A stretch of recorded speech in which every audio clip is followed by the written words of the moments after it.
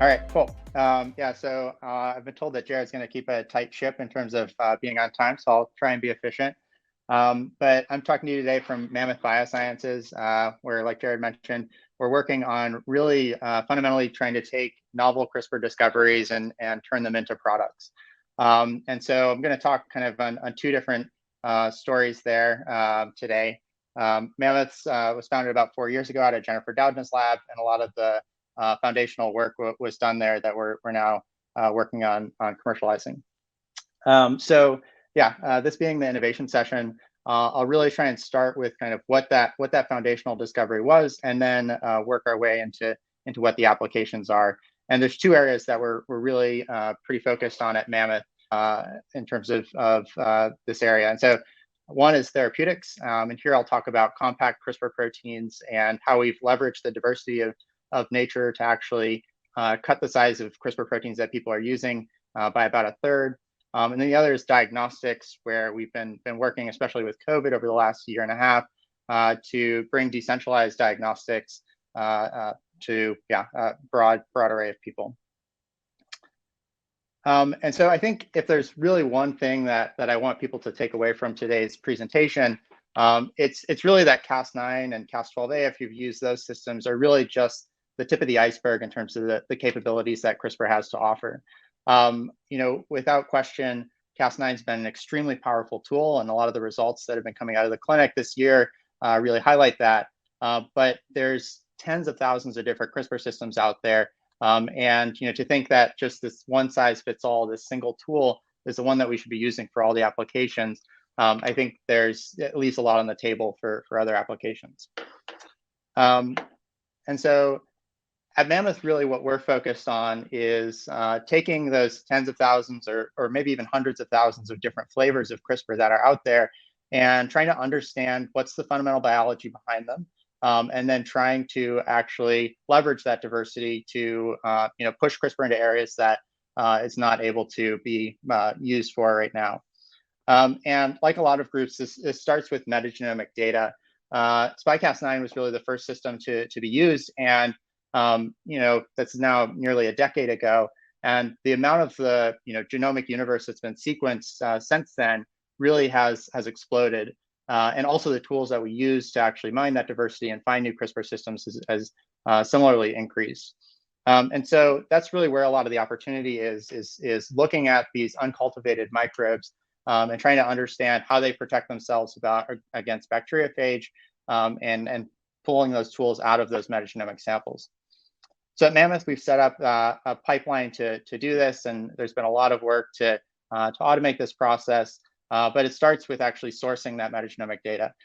There's a lot in public data sets. There's also maybe even more held in private data sets that you can access through proprietary agreements that you might have.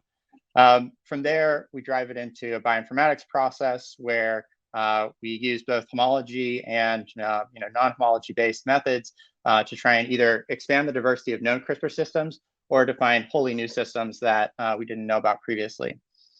And really where the work comes in after that, not to undermine the effort of the bioinformatics teams, but it's really in trying to take those just massive number of sequences that are in the computer and trying to understand which ones are the actual good ones, which are the needle in the haystack that are going to be useful for genome editing or for diagnostics. And so we've set up this process that's very high throughput, automated. It's just a string of liquid handlers essentially that go and characterize the CRISPR systems and identify what are its functional components, what are the features of the system, and then allow us to actually try and use that to understand what applications they're going to be good for. And so here I've listed out a few of the systems that we work with at Mammoth, Cas14 and Cas that we'll talk about today, new variants of type 5 systems, new variants of Cas13s, so type 6 systems that we use for RNA targeting.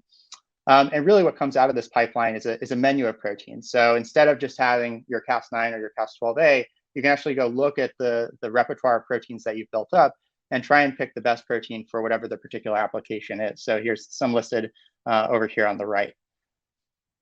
And we get asked a lot, so mining that diversity is great, but there's also a lot of groups that you'll hear from today as well that are doing engineering. And we really at Mammoth see those as two complementary skill sets that really should be combined to have the best CRISPR systems possible. And so discovery is really about go and actually exploring that diversity that we described on the previous slides. And here you're really making evolutionary leaps where you're looking at systems that might have less than 10% of the identity between the different CRISPR systems in terms of the protein sequence. So that's really where you find completely new properties that you wouldn't expect. And then after that, at Mammoth, we take that and feed it into our engineering pipeline, which is really about trying to expand, in smaller ways. So maybe mutating a handful of amino acids in the protein to actually enhance a particular property or find an enzyme that's going to be useful for something that you can't find in nature because, evolution hasn't actually driven it down that pathway. So I think this is a really great session today because you really have people that are representing kind of both sides of these coins. And I think it'll be very interesting to just see that comparison. So now I'm going to dive into two very quick examples of how the diversity of CRISPR systems has opened up new areas, in particular areas that we're pushing on at Mammoth. So the first one is in therapeutics, and that's really about using compact proteins for gene editing. And so, like I said, I'll start with the fundamental discovery and then talk about the applications that it enables. So with the fundamental discovery, and this going back quite a few years, back to about 2016 or 2017, we started to look at different versions of CRISPR systems and started to see systems that were much, much smaller than what we'd expect to see. So Cas9, for reference, is the typical Cas9 is almost 1,400 amino acids. We were seeing systems that were about a third of the size of that, ranging from about 400 to about 500 amino acids. And this was really a confusing thing. What were these systems doing? How were they functioning and having the same activity? And so, we went through the process in a much more low throughput way. This is back in the Doudna lab to try and understand how these systems work and what they need. And skipping over quite a bit of work to optimize and develop the systems, the teams have really actually pushed these systems to be on par with those much larger CRISPR systems like Cas9. So here what we're showing is just an assortment of data from primary T cells, obviously a very small subset of data for what's been done with these new CRISPR systems. But here on the left, we're just using mRNA to target these T cells, and here targeting B2M. And you can see just in the head-to-head, we're getting between 80 and 90% targeting with both Cas9 and Cas9. And then in the middle, we're actually doing RNP delivery. So preforming the complexes and then delivering them via nucleofusion to the T cells. And here we're actually targeting multiple sites simultaneously. So it's much more of a pressure test to see how well the systems are working versus when you're targeting just a single locus. And here, these are pretty typical targets for T cells, so track B2M and PD-CD1. And what you can see is that similar to the mRNA delivery, we get about 95% for a single target. And even more exciting is when we combine all those systems, all those different guides together and deliver them to the same cell, we're still able to get about 76% knockout of 3 genes simultaneously. So this was, pretty surprising to us that these compact systems can perform very similarly to the much larger components of like Cas9. And I think this kind of raised the question of, and we get asked this a lot, is just how can a system like that do the same activity without having quite as much, muscle, just as much mass as Cas9 does. And a structure of these systems, these Cas14 systems that we're describing on the previous slides, was published about a year ago now by Narecki's group. And what you can see is that the systems actually form a homodimer. So 2 different Cas14 monomers come and scaffold onto a guide RNA to make a system that's much more reminiscent of what we think of as a CRISPR system in terms of the size and just the overall architecture of the protein.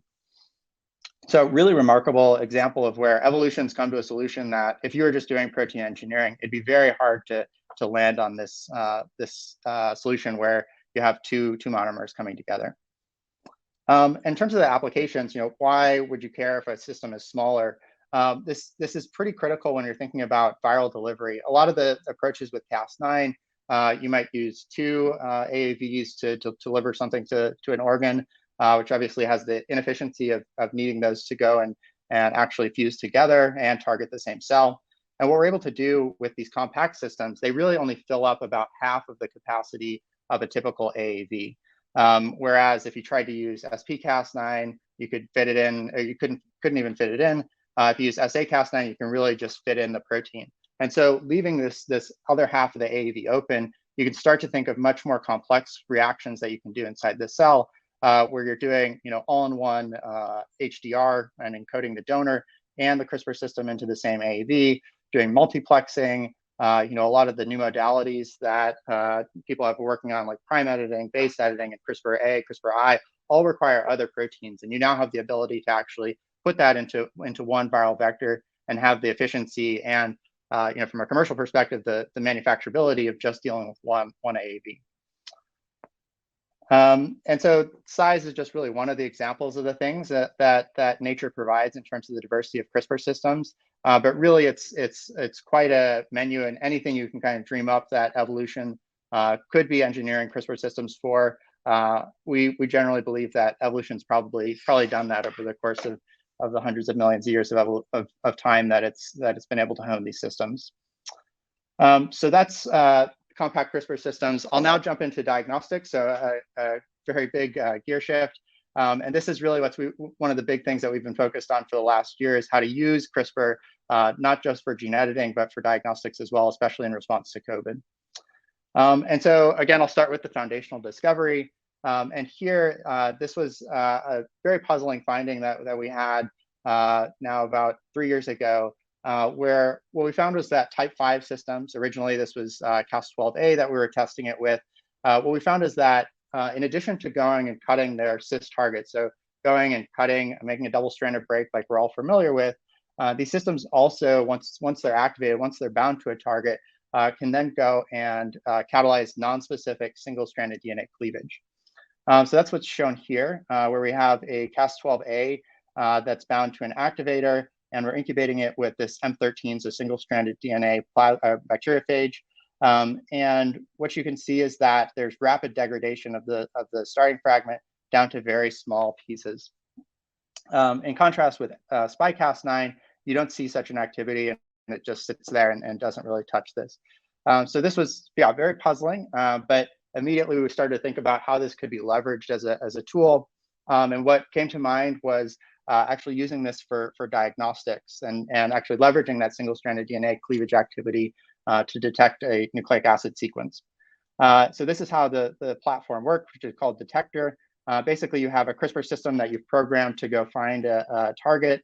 You incubate it with a short oligonucleotide that has a fluorophore and a quencher. There's other ways to do the readout, but this was the first way that we approached it. And what you have is that once that CRISPR system goes and finds its target, it then goes and cleaves that fluorophore and quencher pair and releases the fluorophore so that it can give it a real-time signal that it's found that sequence. And so, of course, we were focused on quite a few different targets, but at the beginning of 2020, we were collaborating with someone named Charles Chu over at UCSF, who is just beginning to hear about this new pandemic that was arising that we're obviously all familiar with now. And he, really alerted us to us and said, even when there were just a couple of cases in the United States, and said, this is going to be something serious. You definitely should get on this and start working on it. And so he had some of the first patient samples at the time. I think the outbreak was up in the Northwest. Again, just a few cases in the entire United States. And the team really began to focus on this as a target to go and be able to help actually, alert people when they have COVID and stop the spread of COVID-19. And I won't go through all the different things that have happened over the last year, but I think the real message here is just how versatile and agile this platform is.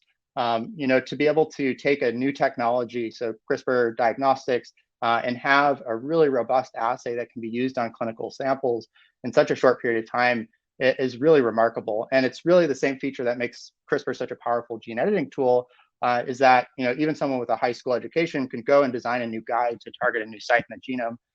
And the same principle holds here, where a new variant arises or another pandemic comes about, and you can simply swap out the components that are matching the target to then have a new diagnostic assay.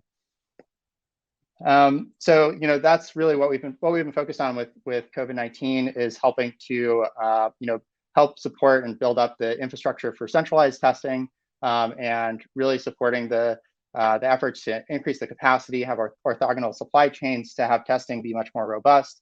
Long term, what CRISPR enables is really to move diagnostics out of that centralized capacity and put it much closer to the patient, and give results in a time frame that's much more actionable, and really makes us think about the value of diagnostics in a completely different way.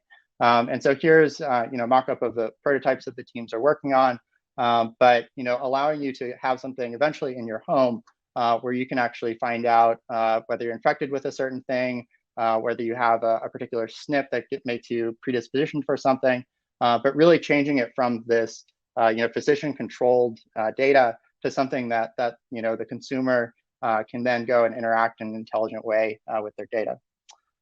So that brings to a close the two different vignettes that I wanted to chat through of how fundamental CRISPR biology can actually lead to really big applications and new applications in terms of how we wouldn't have thought to use CRISPR originally.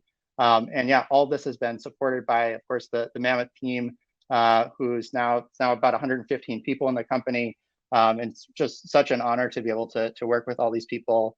And a big thank you to them. And with that, I think I'm on time, Jared. So hopefully I don't get reprimanded. Awesome. Yeah, perfectly on time. Thanks, Lucas. Absolutely great talk. I know when we first saw the Cas12a and the diagnostics that you're doing, we just thought that this was an absolute game changer for the entire field, really. We have a bunch of really great questions from the audience. So just first from Sheena, what's the off-target profile of these newer proteins compared to well-characterized Cas9 enzymes? Yeah, so it's pretty diverse. I think that's another one of the features that you can actually go and mine and choose the right tool for the right job, right? In some diagnostic assays, you actually want something that's going to kind of open up the window and maybe look at different variants of something in one target. In general, a lot of these type 5 systems do seem like they are higher fidelity, and this is true even for Cas12a than Cas9. There's kind of a fundamental difference between how they recognize their target sequences and allosteric regulation of the different domains. But lots of details in that. But in general, I just say it's diverse, and it's one of those things that you can pick the right tool for the right job, and find things that are higher fidelity for gene editing, or that are more promiscuous if you want to capture more sequences. Yeah, it's amazing the kind of diversity that evolution has put out there. Along those lines, a question from Tatiana: is there any information about effectiveness and, I guess, off-target activity of new compact Cas proteins when using them in vivo? Yeah, so we haven't published our in vivo results with those compact systems. Generally, again, we see them that they're on par or better than Cas9 in most of those settings. I think always you have to think about off targets in a specific context, right? I think it's a challenging thing to just take things out of literature and compare apples to apples. You really have to look at the dose and what's the on target efficiency that's happening. Versus just kind of looking at the raw numbers for off targets. Yeah, absolutely. And just one final question from Jimmy for right now. Beyond the public and private databases, does Mammoth have a discovery program to sequence uncultured bacteria or phage in nature to identify novel CRISPR proteins? Yeah, so the team's been doing quite a bit of work on that. And I think one of the big things that's been interesting in terms of bringing it closer to Mammoth in terms of doing those sequencing studies is actually being able to get a lot more than just the genomic DNA. So as either we go out or have other people go collect samples, you can go then sequence the RNA. You can get what's called metatranscriptomics. You can also look at the bacteriophage, and you can almost start to do experiments in silico where you're seeing what the system targets and what the RNA species are that it's using without actually taking it out and doing it in the lab. Yeah, fantastic. As I mentioned, there's a bunch of really great questions that populate from the audience. So maybe we can just take a couple of those offline and get answers to this really exciting topic. Perfect. Yep. Thanks, Jared. And thanks everyone for listening.